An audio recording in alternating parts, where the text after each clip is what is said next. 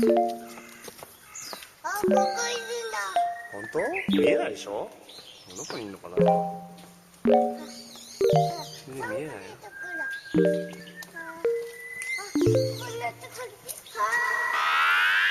I miss you. What's good, Internet? It's Friday, May 8th, and you're listening to Waypoint Radio, episode 312. Is that right? Yes. 312, because last time was 311. Uh-huh. Yeah, we had that whole I'm thing. your host. We did that whole thing. I'm your host, Austin Walker. I'm joined by Rob Zachney, Ricardo Contreras. How y'all doing today? Coming hot off the heels of this Xbox event that has the Internet burning down in excitement. What's this? I'm so hearing? glad we delayed recording for that. Oh, yeah. It was definitely worth it.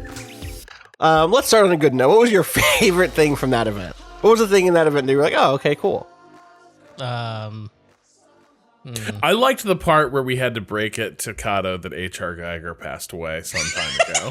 That was fun. That was good. Where Cado legitimately thought that he'd probably worked on that game Scorn. It was Well, I mean, it is literally a direct homage to Geiger, right? I mean, it has to be. There's no I way think that they've said that as much. sprung full form from somebody's head, and they did not know who H.R. No. Geiger was. It's fucked up. Apparently, that's very funny. The first, that game is going to be released in two parts. The first is to be called Dasein, a German word that means being there in vernacular German, and being in the world in Martin Heidegger's philosophy. Great. What? Love that we're just, yeah, okay. Yeah, right. Dasein. Sure. Let's go. Let's get it. Heidegger, you got some issues, but, you know, well, nevertheless. Yeah, that trailer was something. Scorn. It had a look. It had a good look. Like, if you like that aesthetic, if you like, it actually, like, Did it though? What's it doing? right. What's it doing that the work that its primary influences haven't already done is my question. Besides, like, put it in 3D. That's the Right, thing. I Now think you can that's- be in it. I can tell you what it is. According to Wikipedia, the player starts with a pistol, a 6-shot weapon dealing mild damage to the in-game enemies. Oh, There you go. That's For what real? is different. get a gun. For real. Yeah. The That's game thus not- far presents two main weapons, a pistol and shotgun. Okay. So now you can live the fantasy of, like, what if I could run through that H.R. Geiger concept art and kill fools as I do it? The shotgun is a 3-shot weapon that deals considerable damage to enemies close up, but the damage drops at long distances. All right. The shotgun is composed of the same materials, a pistol appearing to be made from organic matter. I'm not But saying... these weapons also express our sexual anxieties, Right, and exactly. Yes, sort yes, of speak course. to more atavistic fears and desires that we sort of bury deep within ourselves, and so that's why it's the shotgun does more damage up close, and the pistol is sort of a weak all rounder. I'm not saying you can't do something interesting with violence and the kind of Geiger-esque sexual, like, architectural organic design stuff. And I mean, the reason I'm saying I am not saying you can't do that is because it's been done for 30 years. Yeah. But I'm not saying that this game is going to be bad or anything like that. I know it was Kickstarter. I know a lot of people are looking forward to it.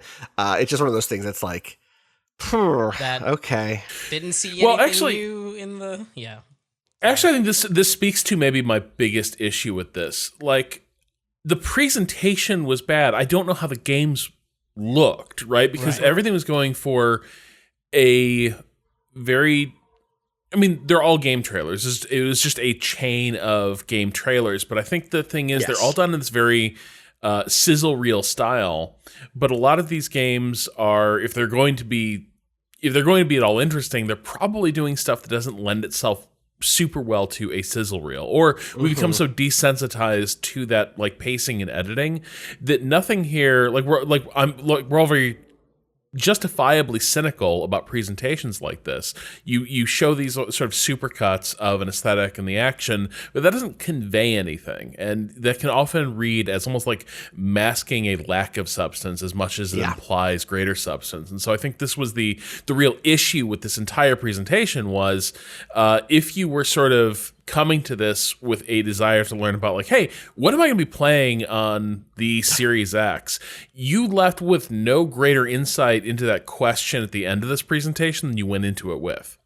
Right. I mean, let me rewind a little bit for people who have no idea what we're talking about. There was an Inside Xbox event today, or the day we're recording this Thursday, that was supposed to be kind of the first look at extended gameplay on the Series X. These are the types of games, like Rob said, that you'll be playing in just a matter of months if you want to buy a Series X.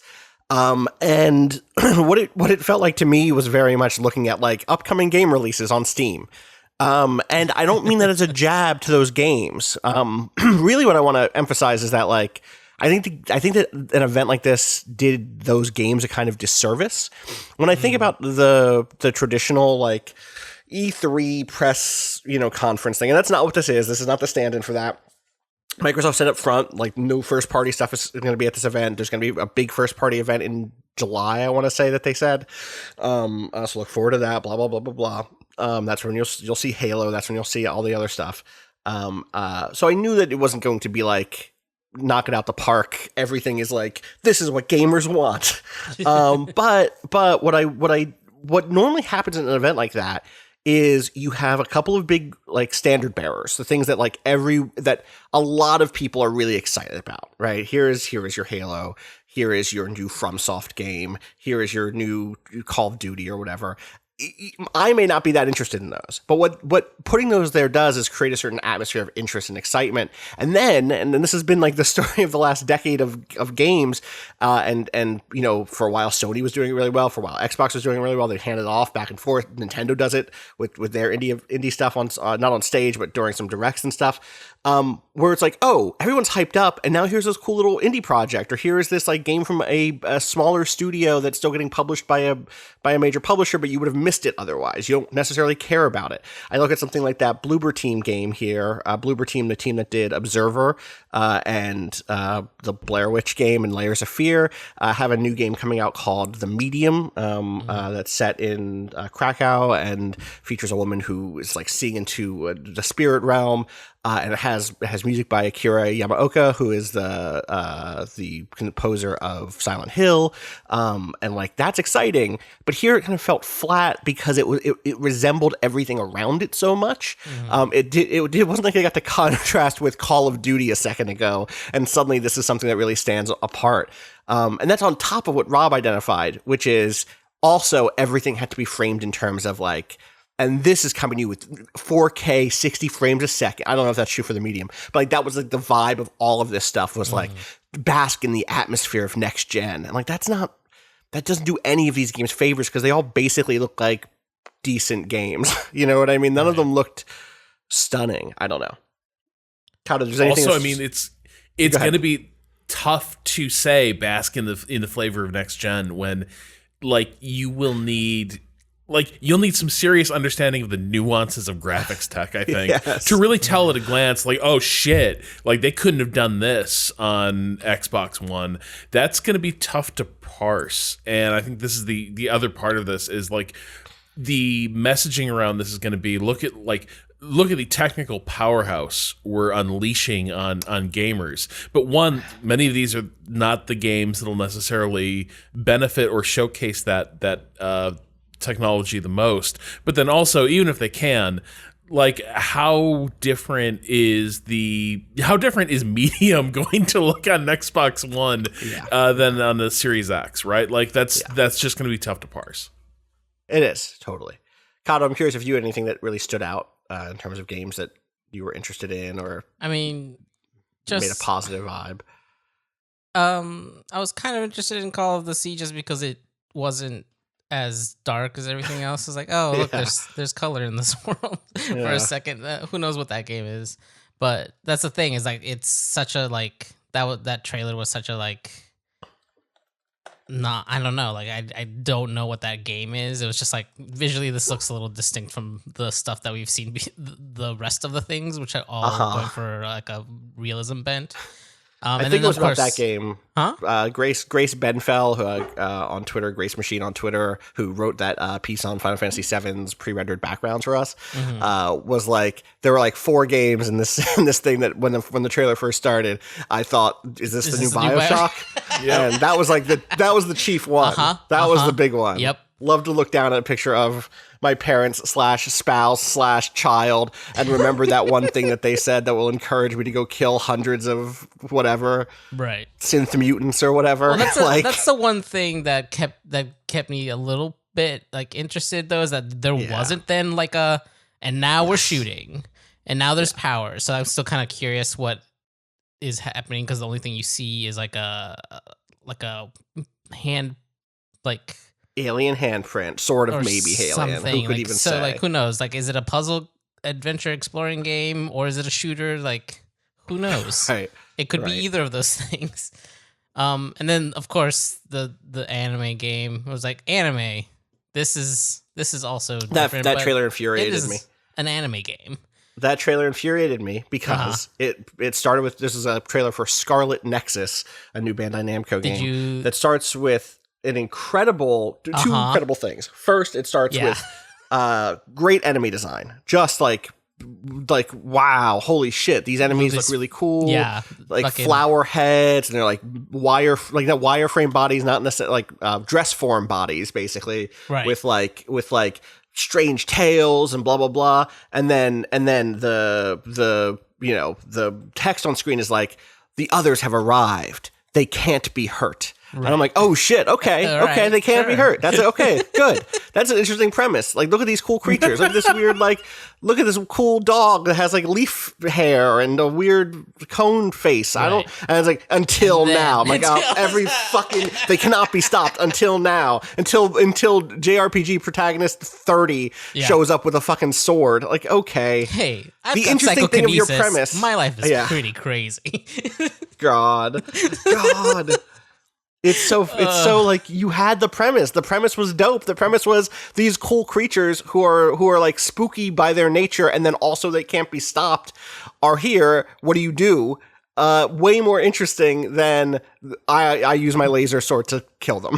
That's what I do. What I do is I kill them along with my militarized group of tactical monster killers who launch missiles at them. What the fuck was the problem? We had missiles. Well, no, he's got to use psychokinesis to make them vulnerable, you see? Oh, I see. Yeah, right? okay. He's the only one who can do it, obviously. Right. Because that's shonen protagonist. Cool enemy designs. I love them. Yeah. I just am frustrated. Anyway.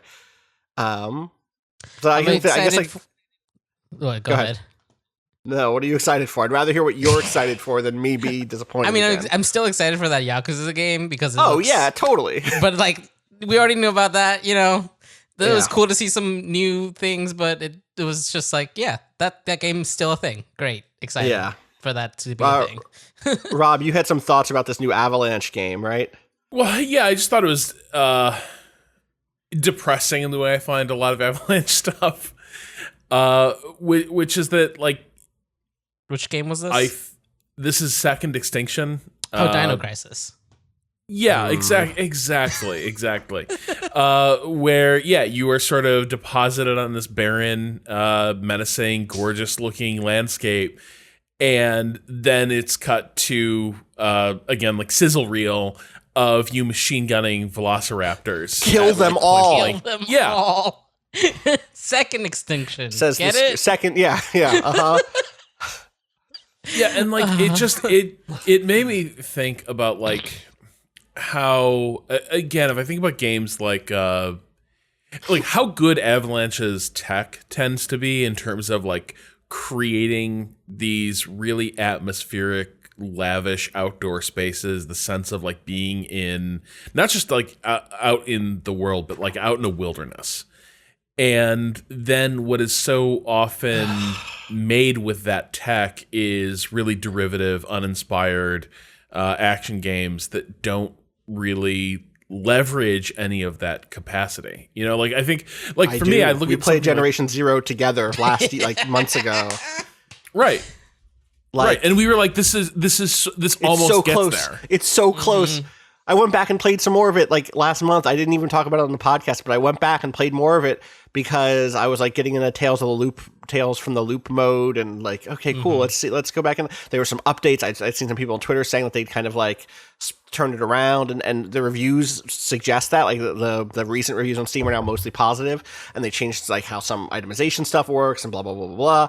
And it's still that game. Like I still enjoyed, like I enjoyed the first 45 minutes of the hour I put in, and the last 15 minutes were so like, ugh, I just stopped playing instantly. And this looks less interesting to me than that. Yeah, I think. See, and the thing is, like the game that I want them to make, I think, is probably one that is maybe just completely unmarketable, right? Like, I want the hunter with fucking aliens or something like that, right? Like, I want a game where you have more of that. Okay, we were bringing up Geiger earlier. So much of like Alien, for instance, is the pauses between the sense of absence, the time to reflect on your situation, the lack of certainty or even understanding of what surrounds you, what you're dealing with. And that all, like, if a game is going to have that sort of, if you're going to evoke that sort of emptiness, you can't also do and here comes the wave of little dinosaurs, and then later we're gonna have the spooky, like you're going through the abandoned Earth. But for now, you got to kill these 80 little dinosaurs with a machine gun. Circle strafe some, you'll get it. Like those two experiences can't really coexist, I don't think. And it was just a bummer seeing that this one looks just so particularly uninteresting. Like, fuck, man. You know, I'm not even necessarily against, like, oh shit, there's dinosaurs and they want to eat me. They're coming at me. But like, they can't, like, but if they're just like cannon fodder enemies where it's like, look, run around in a circle and spray them with machine gun fire, I'm out. Yeah. I feel like we're hitting something where there's a through line in what we were talking about here, which really just underscores that we probably aren't the target demographic for much of this stuff anyway, because the game that we have all described for the last 20 minutes that we want to play is Alien Isolation, a game where the enemy can't be killed and it can't be stopped, and where everything is atmospheric and takes the Geiger stuff seriously. In a game that was famously a smash hit. And was huge hit. Everyone loved Alien Isolation. Huge hit, very marketable. I know what the fuck it is. I will say, okay, here's a moment for me, was the beginning of the trailer for a game called The Ascent, which seems to be like a top-down, like isometric action game that looks sort of like Ruiner. There's a moment there where I was like, that's it. That's right. Prey 2. The original Prey 2 is back, baby. Alien cyberpunk bullshit. I'm ready to go on. I'm ready to be part of a grab team that captures bounties. Yeah, let's go. Let's get it. And then it was this thing, which looks fine. But again, the thing that's so tough about a lot of these games is that, like, there are so many other games that feel like they're in the same genre space that are providing the same types of actions and experiences that I'm not necessarily super hyped on seeing any of them. Even like the Vampire the Masquerade Bloodlines 2 trailer. With those sick Joker memes? With the sick Joker memes. Like, that's kind of how it felt, right? It's like, what do vampires do? Oh, vampires do all kinds of fucked up shit. Like, yeah. Have you seen Hannibal? Paint smiles on people's faces. I thought it was gonna be a DC game because I thought, like, that face specifically that they've used in recent Joker shit. I was like, what is going on here? Yeah. Then I'm still very, very curious about that game. But it's actually interesting because, like, I think this is the most of it I've seen. Like, I just ended up not spending a lot. I haven't looked at a lot of footage for it. I didn't see it at E3. I know, Rob, you went and saw it. So, like, I've realized, like, oh, I'm kind of saving this game for myself in a little way. And that's kind of fun to think about and look forward to.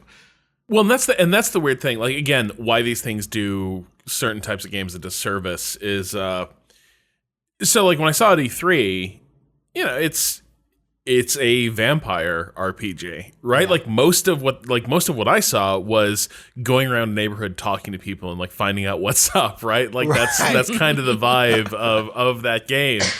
And it's all very, like, it all looked pretty interesting, right? It's vampire politics, 3 different factions, basically all trying to get you to be their sort of pet press-ganged PI in some ways. Right.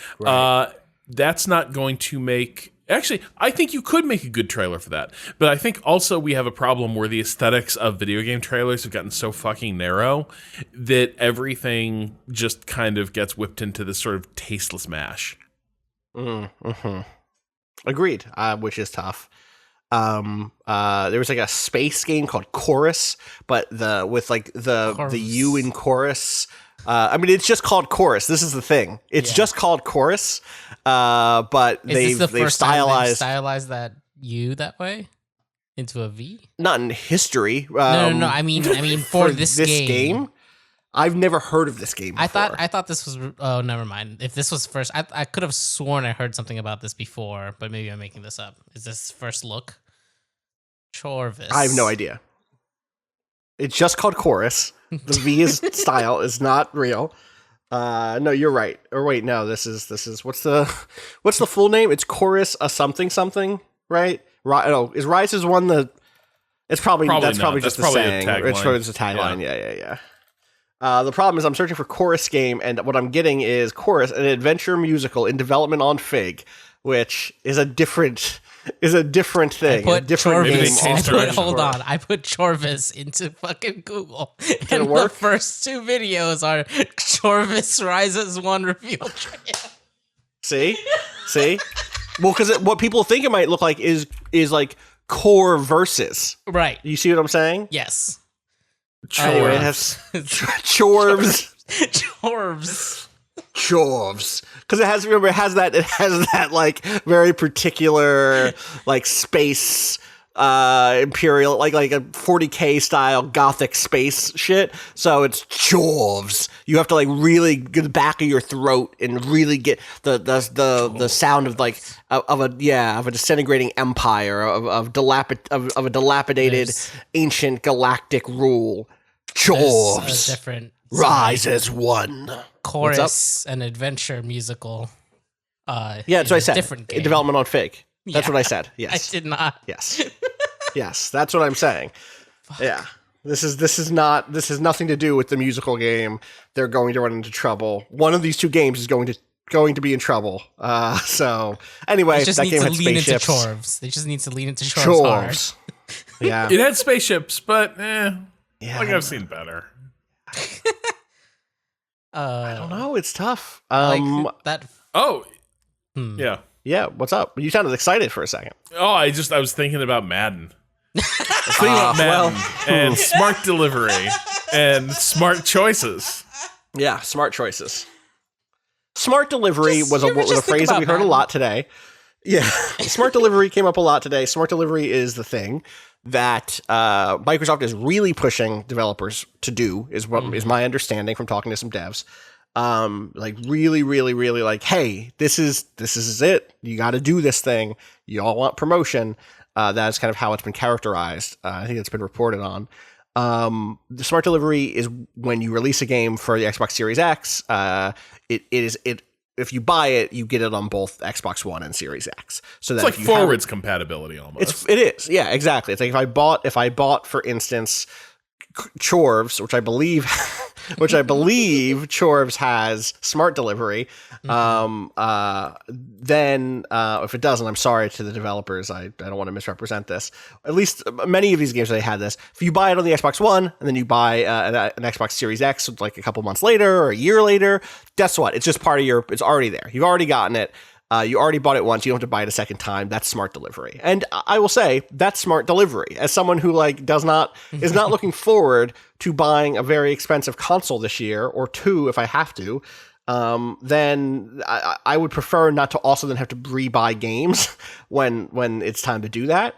When it's time to like play them on the new console. So the idea that like that's just like, hey, a big feature that Microsoft is pushing for, my life has benefited from it. I have no idea what the back end looks like for devs. What were you going to say, Cado? Isn't that kind of the thing though? Is that you don't have to buy 2 new consoles? That's what I'm. Well, right. I mean, yes. Let's get to that. Let's get to that at the end of this. because that is part of the problem for them, for both of these big companies. Microsoft, so that's like what Microsoft is pushing for and what a lot of these games are offering. Madden is not actually, though, right? Rob, is that why you raised it? What's... Yeah, I mean, there's a weird announcement from EA, press release, saying, like, putting an asterisk on this. First of all, it doesn't look like they talk about smart delivery at all here. So they don't use that language. Yeah, they don't use, because I suppose smart delivery implies a certain open-ended commitment to what's going on here. Mm-hmm. And EA wants to make clear this is not open-ended. So they're saying that, yes, players who purchase Madden 21 on Xbox One will upgrade to Xbox Series X at no additional cost, ensuring that players will not have to purchase Madden NFL 21 twice. But wait. A paragraph down, to receive the offer, players must purchase Madden NFL 21 on Xbox One by December 31st, 2020, and upgrade to Xbox Series X by March 31st, 2021. So this is early adopters only, and if you don't hit that window, guess you can pay for Madden twice. or probably you can pay for EA's service and get in the door that way. But it seems like a strikingly ungenerous. Like I understand why you might think, okay, we probably do want to put limits on what this offer comprises. I just don't think. It just seems like it's going to piss people off, putting these sort of limits on it to no real gain. Yeah, I don't know what you gain from this, honestly. I mean, I guess the thing they're imagining that they're gaining from it is they probably have those charts that say, here are the people who will buy this game in August, September. Right. And then we'll get an Xbox Series or X for the holidays. And then in January, we'll want to buy Madden again because they play Madden. But those people are covered, right? So wait, when is the cutoff? March. So you have to have bought it by the end of this year, December 31st. Okay. So you also need to have made your upgrade by the 31st of March. So for instance, let's say here's a scenario. Let's say it's playoff season. You get excited. You don't have an Xbox Series X. You have an Xbox One, maybe an Xbox One X. You buy Madden because you're excited for the playoffs. You play it on your Xbox One. And then it's your birthday in June, and someone gives you a Series X. Too bad for you. Yeah. Buy it again. But then you'll just be so thirsty for the next Madden. Right. We'll buy. No, but don't want to slake that thirst. I think that's is that. Do you think that's part of it too? Is that they don't want to step on the next Maddens if people get an upgrade? They want money. Why not? Why? No, because like if you're getting that upgrade and you care about that, you're still just going to be the person who wants to buy the next Madden. Even if you upgrade in the summer. Like, do you think that's not a big enough bump for people to be like, "Oh, let's just keep playing this one"? Absolutely. That's not how people play those games. I'm trying to imagine, like, why it is so important to get that person who like buys their playoff copy for the Xbox One and then like gets the new console. Just do the fucking thing. Like, why is it important to make that person maybe buy it twice or discourage them from buying the next? I don't know. I don't understand it. So to be clear, I understand why a developer wouldn't want to do this program at all, which is, woof, we don't have one, it's expensive to be forward, to bring this forward and take advantage of the Xbox Series X because of the assets that we've been working on, because of the way that our systems work, blah, blah, blah, blah, blah. Two, hey, we are a smaller developer, and if we happen to get a second bump on purchases, that is going to let us continue to do a second project. But EA does not fit those circumstances for me in a real way. So it just feels weird. Of the games listed today, or of the games in that event today, Assassin's Creed Valhalla, which we'll get to in a second, Call of the Sea, Chorus, Dirt 5, Scarlet Nexus, which was the anime Bandai Namco action game, Second Extinction, which was the Avalanche fighting dinosaurs game, The Ascent, which we did not talk. Oh, The Ascent was the kind of cyberpunk, isometric like shooter action game. Vampire the Masquerade, Bloodlines 2, and Yakuza Like a Dragon all have smart delivery. So like that is like a plus. Like I think that is a cool thing to offer. Yeah. Like I'm probably going to buy Yakuza Like a Dragon whenever it comes out, and then if I end up getting an Xbox Series X, that will probably be where I finish playing it one day, because like all Yakuza games, I bet I'll put 15 hours into like a dragon, think it's really cool, and then get distracted. And then years later, go like, well, I should really finish that. So like, I think that's a nice feature to have. I guess again, last things here. Dirt 5, Rob, not your cars. I mean, hashtag not my car. The Dirt series, so I think the Dirt Rally series is probably of more interest to me these days, which is where they've sort of put their more sim rally racing stuff. But yeah, the Dirt games have been good. This looks fine. It just tends to not be my thing. And again, it's so much of that trailer was just the kind of hyper saturated like impact aesthetics version of rally racing that it was tough for me to tell. Like that, if you told me that was the Crew 3, I'd have believed that too. Like it's just tough to tell what's bodied. Yeah, right. Damn, ruined. Okay, so wait, you're telling me that it doesn't move the needle for you that Nolan North and Troy Baker are going to be in Dirt 5? What? Both of them. No, you're not. Both of them. They're in the career mode. They were incredible. They popped up in this interview after the event. Well, now I'm intrigued. They're your mentors. They give you advice on sponsorship deals, racing strategies, and more. The career mode is built as a story-driven campaign with a narrative that takes shape based on the choices you make in between races. Shoutouts to Alessandro Barbosa over on at GameSpot for that write-up. Yeah. Can't believe they got both of them. They got them both, finally. It's so weird. Like it's kind of just go like back getting and Al forth on Pacino and Robert De Niro in a single project. You know, it kind of makes. Well, the first time it happens, Godfather it's really 2. exciting. Yeah. The question is, do they get to talk to each other? Do you know what I mean? Like, Yeah, exactly. you know. So, is Well, this a that's why, Godfather like, 2 or is this a Heat? People are like, "Oh man, Heat, they don't get to talk to each other enough." That's You're the right. thing. So that's You're why right. that's why we need to make that movie where they're both New York City cops, and then they talk all the time. Like, what if they're like two buddy rogue NYPD detectives? How'd that one turn out? I don't know. I didn't see it. Was that Righteous Kill? Yeah, Righteous Kill. Right. Yeah. Was it good? I never saw it. It didn't seem like there's any way that was going to be good, right? No, it seemed Righteous Kill makes it sound like there's definitely a scene where like Pacino's planting a gun on a guy, and De Niro's like, "Okay, so I came through the door and he had that gun and he took a shot at me." Yeah.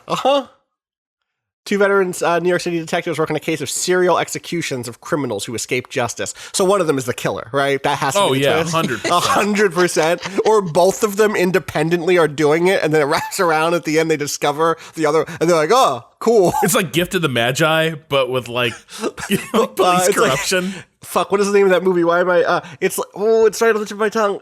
It's like Gift of the Magi, but Boondock Saints. Yes. God, what a blessed moment it was to not know the name of Boondock Saints. Oh my You know, the movie where they gotta flow the river.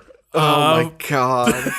Some Latin shit. And then, of course, De Niro and Pacino were most recently in Dirt 4, previously as your mentors. That's I paint houses.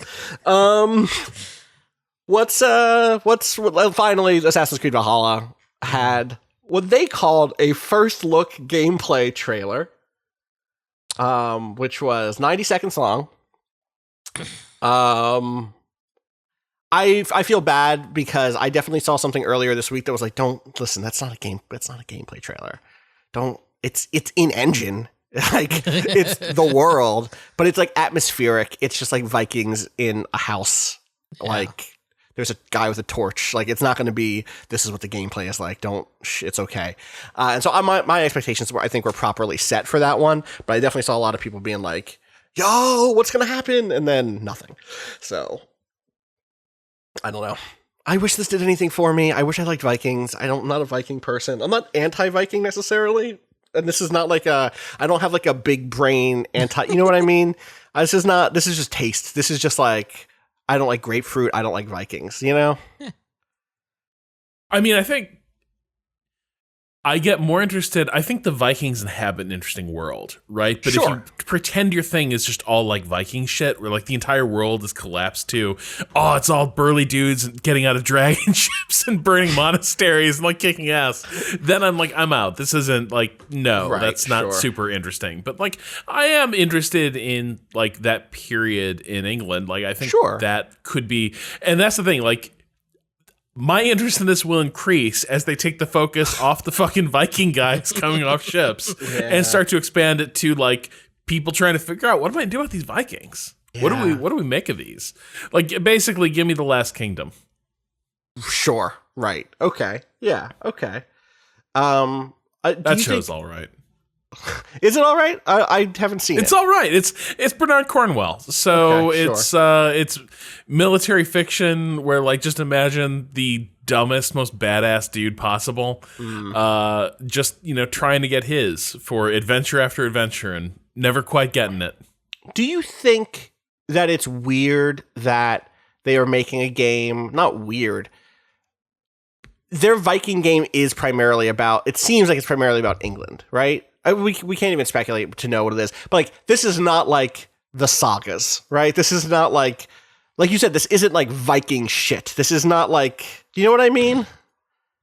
This is Saxon shit. This is Saxon shit, and that is interesting. That like the name of the game is Valhalla. Given, who knows? Maybe they'll do like inner Viking tribal feud shit too. But who knows? It's not worth our time to speculate because this gameplay trailer really wasn't a gameplay trailer. It was a taste of the atmosphere in engine. Yeah. So I don't know. But you gotta stop setting these things up to fail. You gotta stop setting producers out there Yes. to talk about like, oh, here's the new shit in our game. We're getting rid of the friction that we use prevents your swords more immersion. in the other game. Yeah. This one's got like axes. The axes are in the logo. Did you notice? Oh. Yeah. The logo, the A is two axes touching each other. Assassin's Creed. Assassin's Creed. Yeah. Axons Creed. You got to Axe- put two axes on Two the axes, right. logo. Gotcha. So Axons. Yeah. Creed. Axes, one could say. Yeah, I think generally where this leaves the whole situation here is coming back to what you said earlier, Cado, of like, are you going to need to buy two consoles? Right. My answer is like, probably not. I probably will not need an Xbox One X because I have a PC that I got last year that'll serve me for another 4 or 5 years probably. And by the end of that time, maybe I'll have upgraded some RAM or a graphics card or something, but the core of it should be fine. And then the PS5 stuff will be like, do I want to play these specific PS5 games? Right. Which the thing that's tough here is we have Microsoft and Sony just whiffing out here in terms of making the sales pitch for their new product. Right. Again and again. And I don't know. I mean, even there's still that thing that all these games are going to be on the One X. Like, none of this is exclusive to the Series X. It just looks nicer on the Series X. Yeah, sure. So, like, right. Yeah. Why would you, until there's actually any sort of exclusive that you're excited about, buy a Series X, right? Spend hundreds and hundreds of dollars Yeah. on, right. Totally. And nothing In here. an economic downturn. That's the other Yes. part. Like, Right. looming over all of this is like, okay, like things have never been more precarious. Listen, man, But my you've contract never- is monthly now. It could all fall apart. Who knows? You know what I mean? Like, Yeah. I might not have that money. Right. So just imagine, like, damn, like, I don't even know if I'm gonna have a job next month, but man, these screenshots of the Medium on Series X are they're too good. I gotta too find out good. what that's gonna look like. Yeah. So, I don't know. Did we want I to think talk about those the one game we didn't mention, or was it just that kind Oh, of the bland? Crisis thing? Yeah. Actually, Oh. that looks good. That's made by The, one developer. That's When it that started, I was called? like, "Is this a first person Ninja Gaiden?" And then it was like, "Wait, is this a Crisis?" the And then it was answer is like, yes, kind of. Bright Memory Infinite. Bright Memory is available now on Steam. I think Infinite must be. Huh. Infinite is either going to be, I guess, a sequel or maybe a I don't know. Let's see here. Infinite, all new lightning fast. Okay, there was Bright Memory Episode 1 came out last year, I think, on Steam. I'll link you to it. Made by a single developer. I know that Dan Reichert did a quick look of it back when he was still a Giant Bomb. And it looked really good. It's like combo heavy first person action game where you have a sword and a gun and a grappling hook, and you're like pulling stuff around, and it's like first person shooting, but also combat type stuff, or also like sword. It's like first person Devil May Cry is kind of maybe the vibe that I got from it. And it looked dope. And then they opened with a trailer for it. And it looked good. Like visually, it looked really sharp, and that combat stuff looks really fun. The weather effects look like they kick ass. The weather effects look like they you kick said ass. They had all of the weather effects on. Yeah, my literal thing was like, hey Rob, do you have feelings about Crysis? Because I thought this was the Crysis remake, or not remake, remaster, or whatever that's been teased a few times. Because could you blame me? Like swimming in the water, popping up onto a dock, and shooting a dude. That's Crysis to me. Yeah, you tell me this got supernatural elements. At this point, I'm like, oh, so it's like Fear meets Crysis. Yeah, and it does have. You know who lives in look. that Venn diagram? Me, Rob fucking Zachney. No, yeah, you're right. This is impressive. The wind looks good. Like, what's so funny about this is this leans in the most to all of the shit we've complained about from everything else. Yeah. It's like, this is just a fucking gun game. You got a fucking sword. It's glowy anime bullshit. It's like, but it's also there's a guy, there's a Viking in here for no fucking reason. I don't know what's going on. I'll tell you what's going on. Yes, please. A strange phenomenon for which scientists can find no explanation has occurred in the skies around the world. The Supernatural Science Research Organization, SRO, has sent agents out to various regions to investigate this phenomenon. It is soon discovered that these strange occurrences are connected to an archaic mystery, and as of yet unknown history of two worlds about to come to light. Whoa. Damn. So that was big Keanu Reeves energy. Yeah, I don't know if I said Viking. I think maybe that may have been an ancient Chinese warrior is my actual read on the helmet design, but I can't be It's all certain. kind of silhouette. I see that now. Yes. But that's like a Viking shield though. That giant this is round shield. Yes. Well, oh wow, did you see that the shield gets like bits blown out of it? Yeah. Damn. Yeah, okay, but I will say yes. This. Well, here's the thing: is that this is actually gameplay. Yeah. They show This is the overall. I can imagine myself doing this. Right, and exactly. liking it. Oh hell yeah! DeLorean just showed up, and I need to use it to get the fuck out of here. The DeLorean shows up, and I marked out. Kid, you and me, we got to get out of here. Oh God. Yeah, I'm down. And again, apparently being made by a single developer, which is unbelievable. I guess I believe it, but whew. Shout out that's being made by FYQD Studio, which also has a Steam. Yes, this will also be out on PC for sure. All Bright Memory owners will get Bright Memory Infinite for free. So awesome. go buy Bright Memory for $10 for $10. Now that's a fucking smart delivery. Boom, get them. That's right. I seem to remember Dan even thinking the story was kind of cool. So Well, there's an endorsement. All right. Damn, owned. Wow. Shout out to Dan. I hope Dan's doing good with all this fucking nonsense happening right now. I say that like I don't talk to Dan at least twice a week. But wait, hold on. What is the business model here? What is this game, though? What is what? They're just like, I could buy this game for like $10. Yeah, well, listen. I think the deal is this person sold apparently like 17,000. There's 17,000 reviews on Steam, so sold this game pretty well and probably made bank on it. And so now they're making one for console also, and I bet Microsoft is doing some co-marketing or something with it. So I don't know. Isn't that part of like the Xbox thing too? Though, is that you can not port just like it's easier if you're making a PC game, like it's easier to just put that stuff on Xbox. There's like less to fiddle with, or am I misremembering from something else?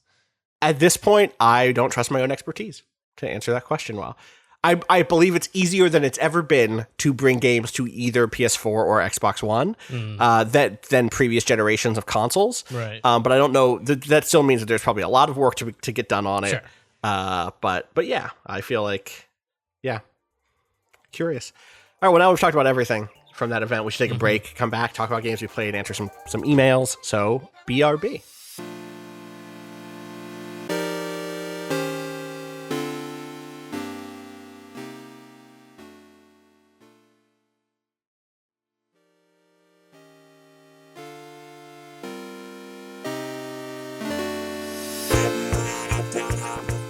All right, we are back to talk about some games that we've been playing.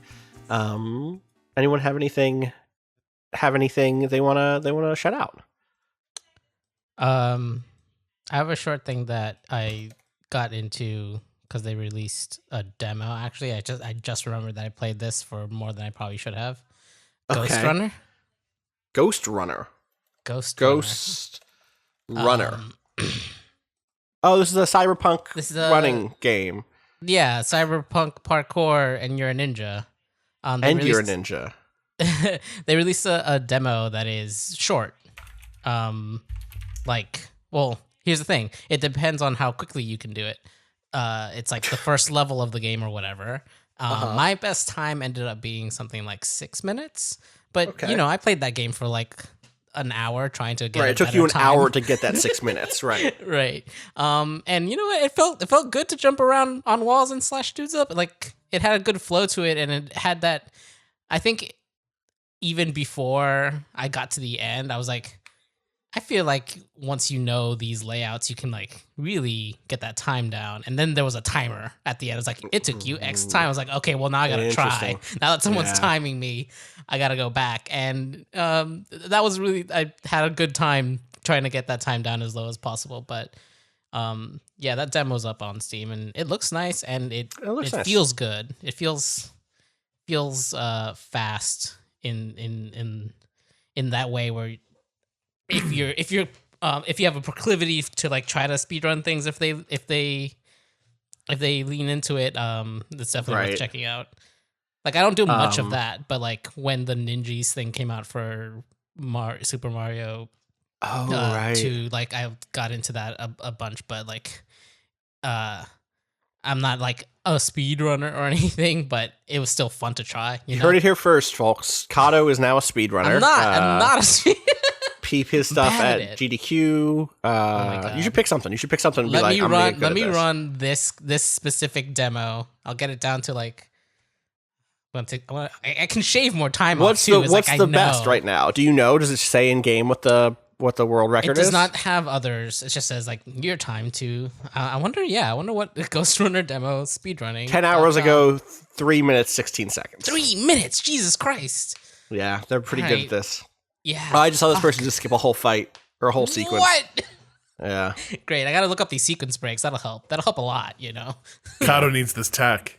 Yeah, exactly. God. Well, we're still on weird future cyber stuff between this and Bright Memory. I'm going to shout out a tactics game that I put a few hours into because I'm just bouncing between them at this point. This is like, This is what this has become. For me is 2020 is playing different Final Fantasy games and playing a bunch of tactics games on Steam. Game called Troubleshooter, Abandoned Children. I'm just going to link you all the trailer for this so that you can just run it in the background while I talk about it. Because it opens with the most off-brand Cowboy Bebop shit that I've ever heard. Why is there not a trailer here? Give me a trailer, please. Here we go. Well, it's the early access trailer. Is it the same? Yeah, it looks like the same. So it is an XCOM style tactics game that is built around a set of pre-made anime characters. When I say it's XCOM style, I mean it's like tile based, and you have things like Overwatch. It's like XCOM Chimera in that it is not one side goes then the other side goes. It's like inner what do you call that? Interspersed, interlinked. Whatever, where you bounce between characters based on their speed scores. This trailer's upsetting me, dude. It is wild. What if I have gone Kenny all over G the place. did tank? I know. It's so upsetting. It's so upsetting. I will say there are some bops in this game. I don't think that this off-brand tank is that. But also it's a game in which like one of your dudes does breakdancing moves to hurt enemies around you. It's a game in which like you have like a cool like lady who carries a giant fucking sword. I can't tell if this game is doing something or not. I mean, I can tell it's doing a few things for sure. The big thing that it's doing is like JRPG style excess. This is a game made in Korea. It's not a Japanese game, but I hope you understand what I mean when I say JRPG style excess. And I don't just mean that in the visuals or the aesthetic. What I mean that is mechanically. Let me show you. Let me look at some screens here to give to you. I think the first one that I took when I was like, all right, what are you allowed to do this? Was a screenshot of the way my to hit chance was being calculated in a sequence. Here is a screenshot where I'm like lining up a shot, and there are a million pieces of information on the screen. Wow. Immediately. 75% chance to hit, 92% chance to crit, block 0%. Okay, so far so good. Hit chance is 75.67% because my aim is 71.42%. Plus I have the wildlife 10%, competence 5%, fellowship 3%, distance minus 3.75%, weather rain minus 10%. You can see in the top right of the screen right now, there's an environment like tab that has like a moon, rain, then a thermometer and something else. Yeah, dog. It's doing that. That is what this game is. Oh my god. So for instance, honestly, I wish XCOM gave you half this fucking information. But it's not. It doesn't exist in XCOM. That's not what XCOM doesn't care if it's raining or not. Here's a screen from like the management. You're like running your troubleshooter group, which is basically a group of corporate secret police. We'll get into it. And it's like, oh, here's what sort of policies do you want to pursue inside of your various jurisdictions? Do you want to do the civilian cheer thing? Do you want to do the wholehearted support thing? How do you want to interact with like the people in this community? What else is going on in here? There's another big one. I have to find it. God. I have to find the masteries screen. Did I take a screenshot? If I didn't, I'm going to be mad at myself. Okay, I can show you this one at least. The character screen looks like something out of a FromSoft action RPG, where like on the right it's my HP, my vigor recovery, my attack power, my ESP power, my hit chance, my critical hit chance, my critical hit damage, my armor, my resistance, my block chance, my dodge chance, my sight, my move distance, my speed, my slashing resistance, my piercing resistance, my blunt resistance, my fire resistance, my ice resistance, my lightning, earth, water, and wind resistance. Then a bunch of armor slots, a bunch of ability slots up on the top left, 4 different masteries, one of which is tied to my race as a human, the rest tied to class, special abilities. It's just this. I have 2 professional skills. One is sword crafting and one is drug crafting. For when you make potions, that's what they're doing. And so it is just this thing of like incredible excess of design stuff, which I mean, this game has like what do you call it? The sort of like ability feeding stuff from a gacha game where let's say you can see here in the top left of the screen I've sent you now, my dude who is named Albus Bernstein, who is the main character of this game, who wants to be a super cop so that he can find out secrets because a catastrophe hit the world 10 years ago. And he thinks only the troubleshooters have access to the knowledge to know what really happened. He has something called... So he used to be Berenstain. I think so. In the alternate world, yeah, 100%. This is what put him on the case. Yes. He's like, I'm pretty sure it was Berenstein.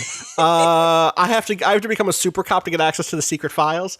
So I have a thing here called Wind Sword. If I want my Wind Sword to level up, I can feed other skills I learn into it, erasing them from my skill inventory, and I get those skills from fighting enemies and seeing other enemies fight. As if it were like, did either of you play the Castlevania games where sometimes you would kill an enemy and like learn a new skill from that enemy? Like you fought one of those like bone throwing dudes and you kill him like, oh, now you can throw a bone. That's like this. And also, but then you can remove that from that part of your mind palace. Yes. And shred it. and shred it to make my wind sword ability better. It kind of slaps. Also, there was a skill I got at one point because I lied to my mentor. It was like, oh, you got the guilty conscience skill. Don't worry, I fed that into my wind sword also. It's bananas. What if you didn't? What does that skill give you? You know what? I have to look it up. I don't remember what it gave me. Guilty conscience troubleshooter. Let's see if this just works. I bet it doesn't. Oh, it does. Here we go. Masteries troubleshooter. Guilty conscience. Maximum count of each mastery section will increase by 1. Obviously. What? I think that means my mind palace gets bigger if I equip it, because your mind palace is. I know I sound like Natalie talking about fucking my time at Porsche right now. Your mind palace is separated. It's not actually called your mind palace. It's called your mastery board or something like that. We know what it is. It's the fucking mind palace. Basic class masteries, advanced class masteries, race masteries, human/beast. Because by the way, you can recruit animals in this game. The beasts are like Pokemon. You could ESP type masteries: fire, ice, wind, lightning, earth, water, and non-ESP/spirit type masteries. I would think non-ESP type masteries is everything that doesn't fall under ESP type masteries. No, wrong. Specific subboard.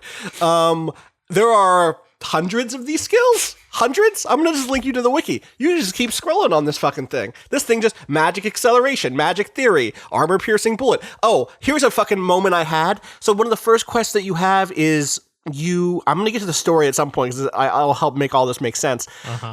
I'll set it up real quick. You're trying to become okay, it's the dystopian future. The world went bad. You live in a city called Valhalla. It is filled with crime and terrorism and riots. And so the solution to that was to create, also legally they're not allowed to have a military ? And so that's a problem for ? reasons. And also their police are kind of inept and crime is on an all-time high. And so 10 years ago, they started this thing called the Troubleshooters, where you get to be like private cops and they all have superpowers. They're like, what if the Cowboy Bebop squad had superpowers and also were cops instead of bounty hunters? And bounty hunting's kind of being a cop anyway, which we kind of hand wave that part of Cowboy Bebop because it's cool. This is how it goes sometimes. Or it's like, what if the Ghost in the Shell Section 9 crew all had more superpowers, more than just cyborg bodies, and also they were private instead of being state-run? Anyway, it turns out introducing super cops to this broken society doesn't reduce crime at all, which is why earlier I was like, I don't know if this game is doing something or not. It just makes it cooler. It just makes it cooler. It hasn't actually changed anything. I suspect that where this goes is government conspiracy and blah, blah, blah, blah, blah, obviously. Regardless, you decide to be a cop for ? reasons, because 10 years ago something tragic happened, and there's a great sequence early on, like within the first 30 minutes, where you try to get the information. It's like once you like pass your troubleshooter exam, you try to get the information and it says like, no, that's still locked behind security clearance, dumbass.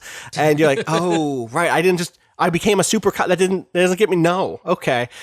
So once you get your clearance, once you pass your exam, basically, which comes after a bunch of tutorial levels, there isn't actually an exam, but that's fictionally what has happened. You have to go find an office. You have to go set up your personal troubleshooter company's office. And so you go to kind of like your home district. Wait, they're like franchised? Yeah, they're franchised. It's not like there is the super cops. It's literally, there are different like PMCs that all have brands, that are all competing over contracts, that all have different jurisdictions around town. It's wild. The world is like really like, okay, I would watch this anime. This is like a Psycho Pass style, or again, a Ghost in the Shell style thing happening here. I'd be very suspicious of its politics for most of the season and be like, how is this going to break? Is this going to break with like, we just need more good cops? Like, where is this going? Anyway, so you go to set up your franchise. There's a sequence where it tells you what the rights of a troubleshooter are. Again, troubleshooters are the name of these super cops. Troubleshooter, the private security guards granted the authority to investigate and arrest. The specific thing that it said at one point is like, oh yeah, they can, it's basically they're judges from Judge Dredd. They possess the right to investigate, arrest, and imprison criminals through self-judgment of the case. No, don't give anybody. Cute.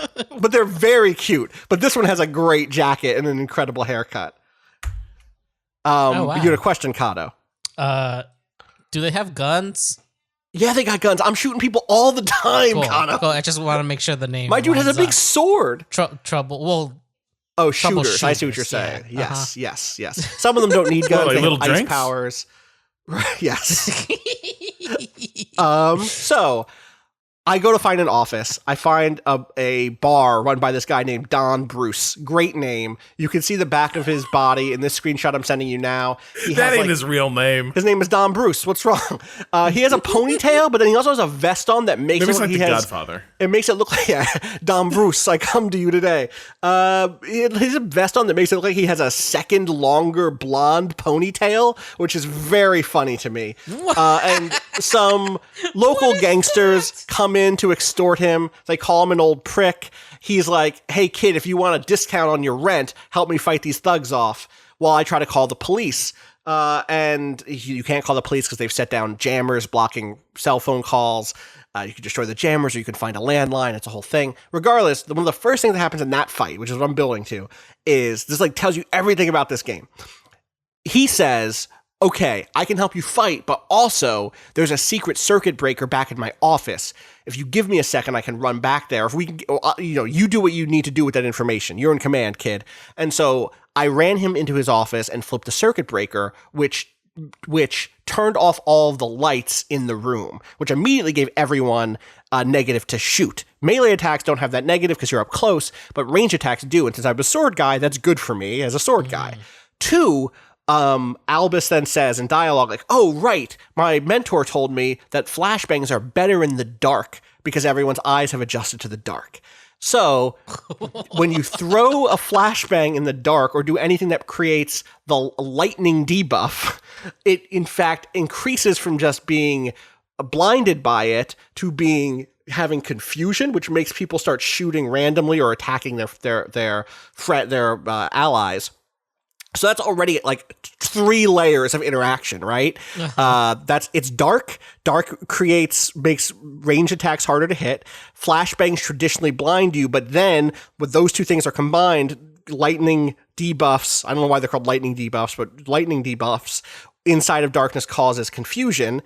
Then it only happened to 2 of the 3 people in the room because the third one had a mastery called sunglasses. And what the sunglasses mastery does is prevents that one specific thing from happening. And I don't know that he had, I want to be clear. Is that the Devo looking dude? Yeah. I think so.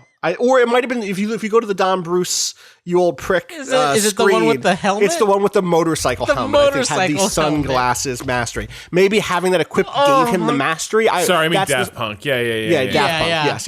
Yes. I got my headgear confused. No worries. So let me just tell you what I love about the screenshot. Also, in addition to Daft Punk, there's actually a great evocation of scene and character in this. Like Don Bruce has not 1 but 2 framed photos of a dog wearing sunglasses. It's true. And also, like, you know what? This looks like a great after hours. Don Bruce runs a great. Is this a good bar? No. Will it serve you drinks that he happens to have lying around at like 5:30 in the morning? Yes, it will. And it's got a cool jukebox, so you can already show up drunk at any time after bars have closed and like hang out with Don Bruce in his rec room. This is exactly the fucking game it is like the thing that makes you go like, what is happening here? What is happening in every room that you go to? There's this place I just sent pictures of now called Ramji Plaza that is like a big outdoor art exhibition / mall that is like where the third mission in the game takes place. And we're like 85% of the way to that reality anyway. Like have you been to an art museum lately? You're totally right.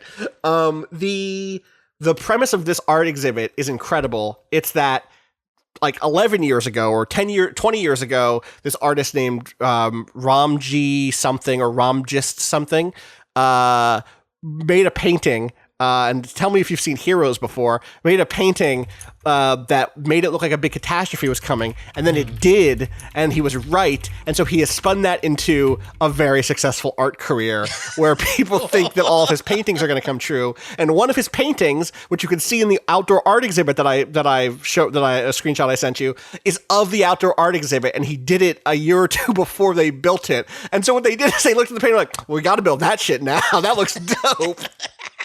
And that's great. That's great detail to the setting. I love that the location appears to be the the Ramji Plaza Street Trees Rest Area. Yeah. Which is, again, like strong Boston Greenway vibes. Where it's like, do we have a good park for you? No. Do we have some trees planted next to this coffee bar? Yes. Yes. You can enjoy that. This is good city living. There was a bit where I was like trying to find cover, and the only thing available to me looked like a cube of running water, and I was like, that can't give cover. But yeah, it did. It absolutely gave cover. Do you? Okay, hold on. The spoonage thing. The spoons. I was seeing the this. spoons. What's up? I was seeing the skill for spoonism in the wiki. Yeah, what's up? Also, these skills are wild. So spooning gives powers? I think it's So the second thing that those people say might actually help you. So what you're describing is a screenshot I sent you in which a dude says to two other dudes, "Do you believe in the spoonage?"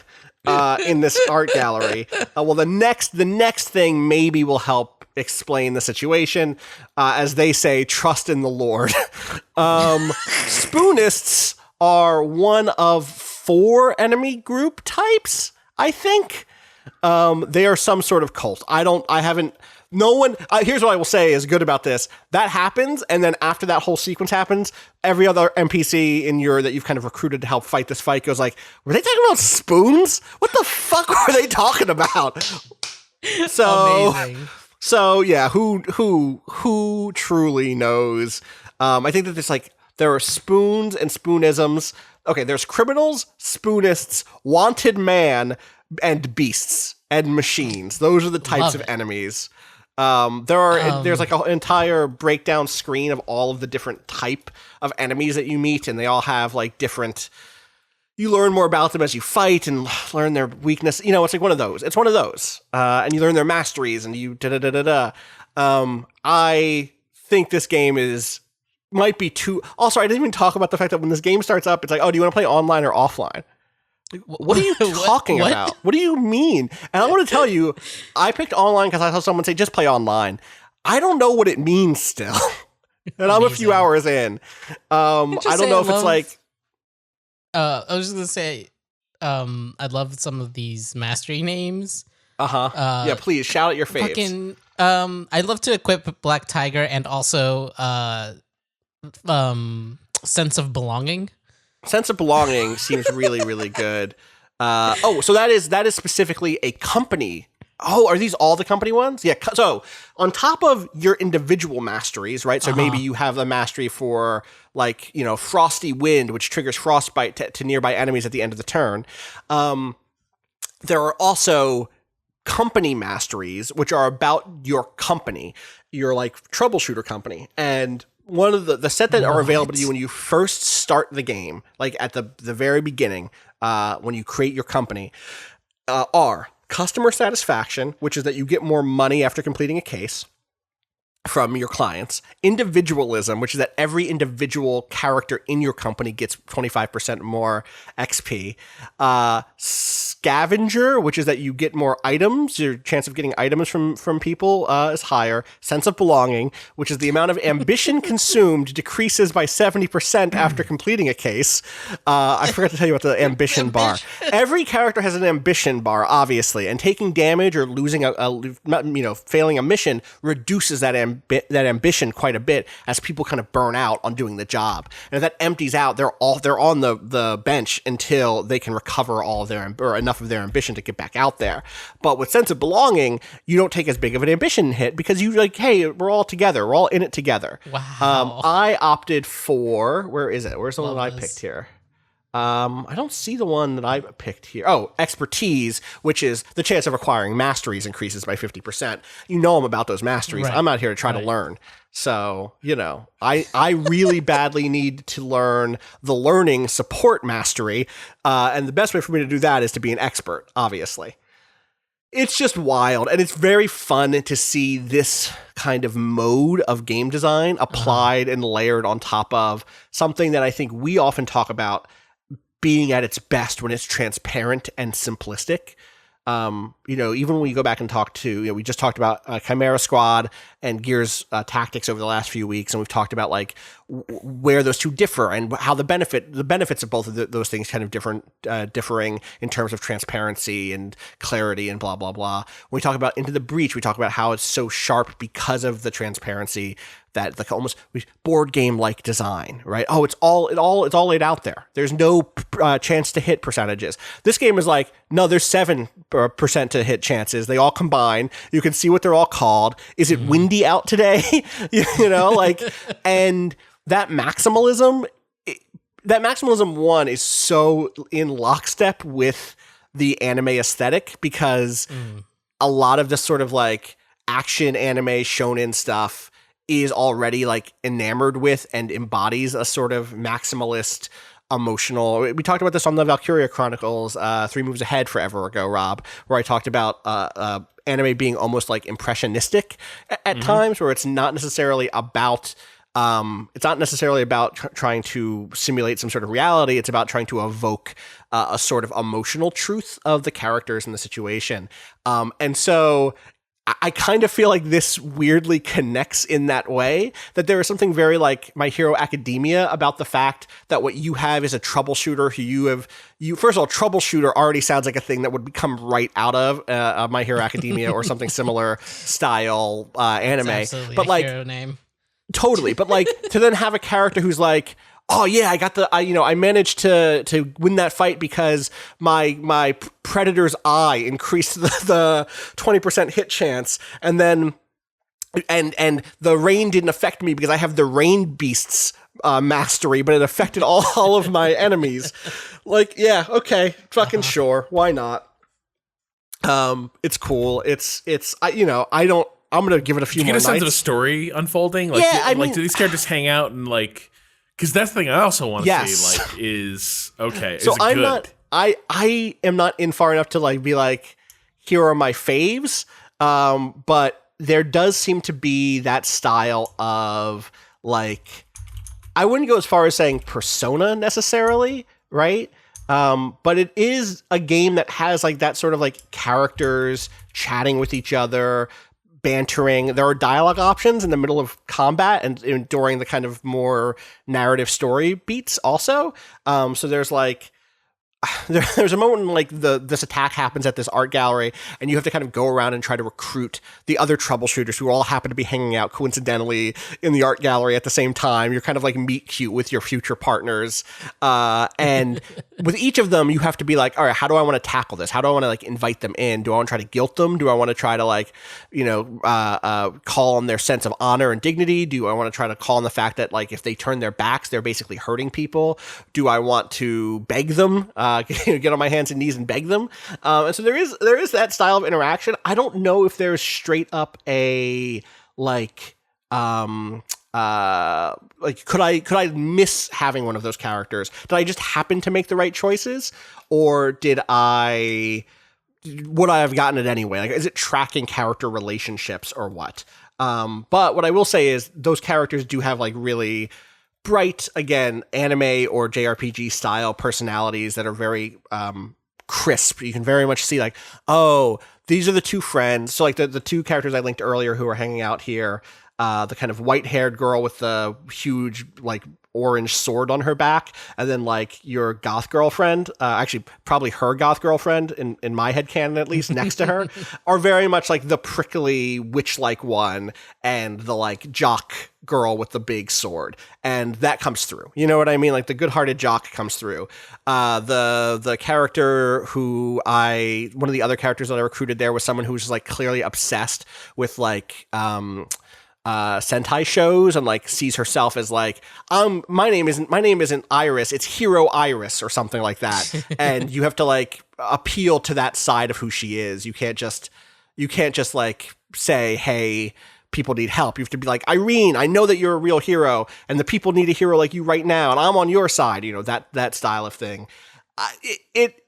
I don't know that the story is going to be good, but the premise is, and I say that about a lot of kind of anime-inspired worlds, and this style of genre fiction has the sort of thing that's like, oh, here's our basic premise.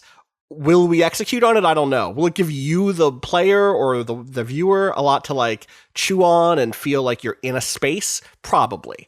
It also had a late title card that I really liked, which is there was a moment when you're chasing someone across, or someone is chasing someone across a rooftop, and it pulls back to reveal that they're running in front of a big billboard that just says "Troubleshooters, save your dream," and that's incredible. So yeah, I don't know. I think my guess is it's doing something with the idea of these police not necessarily being chill. There's a moment where after you finish your troubleshooter training and you're going back to your home district to set up your shop, set up your personal troubleshooting company, it says, in Valhalla, it's illegal to leave your district of residence without official reason. A long time after and then later when you're on that train, a long time after the train set out, the gloomy sky finally cleared up. In the distance, Albus could see the gigantic border wall. And like, I don't know that stuff is being framed as like good. I think it's very much doing the thing that's like, oh, this is the world to these people. These people just live in this world and are used to this stuff. But you, the outsider, can be like, ooh, what's going on here? This seems a little fucked up. After you like save all those people in the art exhibit, the cops show up, the real cops show up and tell you, I'm sure you're already familiar with your rights and the consequences that come with them. However, just in case, I would like to remind you that if something happens to someone under your command, civilian or not, it will be on your hands. And that guy is just like the most fascist cop you've ever seen, with like all black everything except chrome blue SMG in his hands. And he's specifically mad at you for having recruited other local troubleshooters to try to save people's lives. So, I don't think that it's going to be a radical text by any means, but the places seem neat. That bar is exactly what you suggested, Rob, and it is part of your like XCOM-like base. You can mouse over there and order a drink, and so that goes a long way. Anyway, that's Troubleshooter, a game I thought I was going to shout out and instead rambled about for 25 minutes. I'm seeing dialogue choices here. Yeah, that's what I was saying. There are. Yeah. Mm-hmm. I love this. I love when they do this. Yeah, this is her thinking about your character, whether or not you are a villain, of course, badly villain. I think that's been fixed. I think that specific translation's been updated. Sure. Or absolutely villain. Yeah. One of the things you could do with her is you could try to turn it around on her and say like, no, you're the villain. I have no idea what that did because I knew that. I felt like that would get me punched. Good, so yeah, I think it should be on people's radars, or rather, this is a game that's already on people's radars. It's just not getting mainstream coverage. It again has like 2,100 Steam reviews. They're all very positive, or that are majority, that have the very positive rating overall. Right. And so I feel like this is one of those things that's been kind of a sleeper hit that people have missed. It's been out for a couple of weeks. It came out on April 23rd. So we'll see. Rob, did you linked the thing of the two dudes looking out the windows at the city? Dude, that looks so much like Han and what's his face. You know what I mean? The same energy. It's 100% that energy. So I'm gonna keep playing it. Troubleshooting's my Mexico. I will.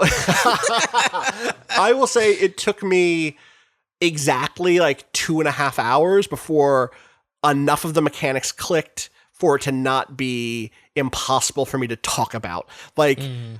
Those first 2 hours, I was like, what is even happening? I just have to let this wash over me. This is like, there's a montage sequence that was kind of cool. There's like some other stuff happening. It's like, okay, I kind of get what's going on here.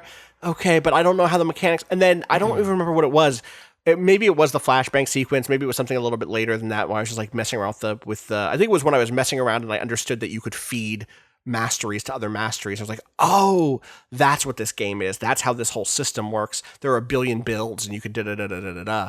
Like, but it is not approachable in any reasonable way out the gate. But I'm kind of enamored with it. I'm kind of enamored with that in the same way that, I think, you look at something like the way AVB has written about games like Code Vein, and their focus on just like overwhelming you with information and numbers and style and all that stuff to produce a certain type of like affective character to the work that is not seen elsewhere. It is especially works especially well for me here because I never see it in this particular subgenre of tactical RPG. Like it does not even feel like it doesn't even feel like an SRPG the way we talk about, there. When I was growing up, we called things like Final Fantasy Tactics or Tactics Ogre SRPGs, strategy RPGs. I don't know that actually reflects the difference between the word strategy and tactics necessarily, but that is how we thought about those games. And it's not, I don't think that those games are technically in a different genre than something like XCOM, but there are characteristic differences between the games of that lineage and the games of the kind of, especially contemporary, I mean, the old XCOM, again, was even much more different than the kind of Japanese tactics games of its era. But this feels so much more like something from taking the kind of framework of XCOM 2012 or whenever Enemy Unknown came out, and layering on top of it and weaving through it all this entire other lineage of games, and it's working for me so far. So Troubleshooter, Abandoned Children, a great subtitle, yeah. We'll see. I don't know if there's an anime or something. The short text on Steam says that it takes place in the world of Troubleshooter, so maybe there's a whole world that I don't know about. But who could say? Of some sort? Maybe it's a franchise. Or maybe they're just setting it up because this is the first episode. Maybe it is. Maybe that's what it is. Who could say? All right. Is there anything else on that note that we want to quickly shout out or talk about? I feel like I am sated. Are you? Yeah, that's it. You've gotten what you need from this. I'm gonna save. I have some more Fallout 76 thoughts. Those can come on Monday. I feel like I've taken up enough fucking air. And we got some questions, but I'm not. I feel like maybe we've done a pod today. What do you think? Yeah, that's where I'm at. We've okay. done a pod. We'll wrap back around. But as always, you can and should send some questions in. I just got to step away from this banquet table, go into the living room, put on a game, an old game in this case, and fall asleep. Wait, what old game are you putting on? Are you just saying you're saying turn on the golf channel? You're saying you're gonna yeah. I got you. This is like after the big dinner. You're gonna I get you 100%. Right. What a great I miss that experience. That's a great experience. Some NBA game is on you half care about. Ugh, beautiful. All right. Well, gamingadvice.com. Please use the subject question so that I can see it, because that email now gets a lot of garbage, and it's way easier for me to see the stuff that says that is a question for us. If you put question in the subject, it'll end up showing up in our labeled sub tab thing. Thank you to Bowen, as always, for the track Miss You off the EP Pale Machine. Find out more about that at waypoint.zone/BOEN. Follow me on Twitter at Austin_Walker. Follow Waypoint, twitter.com/Waypoint. How about you, Cado? Where can people find you? At @A_Cado_appears. And Rob, how about you? At Rob Zachney. Last couple things I want to shout out on the site this week. One is if you enjoyed Rob's story from Monday about IndyCars, the iRacing stuff, or if you heard it but were like, I need more details, or I need to see it laid out in text, or I need to look at some videos, you should go to the site, because Rob did a great write-up of the whole thing and sort of kind of expanding on some of the conversations that we had on that Monday show. And that is called IndyCars Virtual Race Crashes Sparked Real-World Controversy Among Drivers.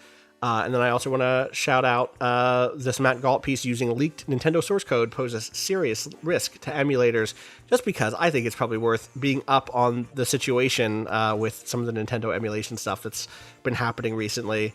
However you come down on it, definitely worth knowing what the fuck is going on there. So with that said, we'll be back on Monday with another episode of Waypoint Radio. Until then, please stay safe, and as always, fuck capitalism, go home. Peace.